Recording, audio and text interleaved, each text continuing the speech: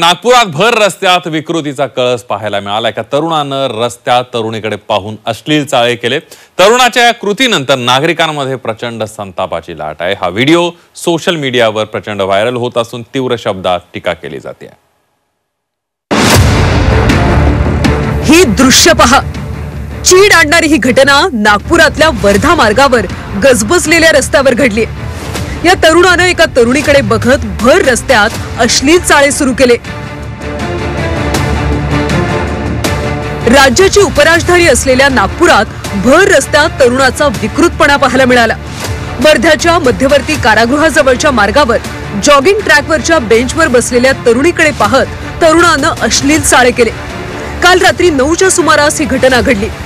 यावेळी तरुणीनं न घाबरता हिम्मत दाखवून पोलिसांना फोन लावण्याची भाषा केली, त्यामुळे विकृत तिथून पळून गेला।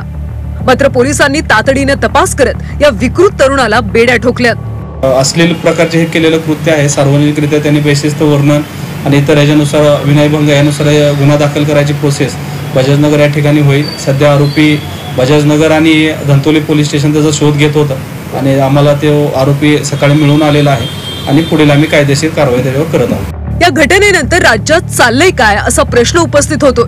2 दिवसांपूर्वी पुण्यात देखील असाच प्रकार पाहायला मिळाला होता।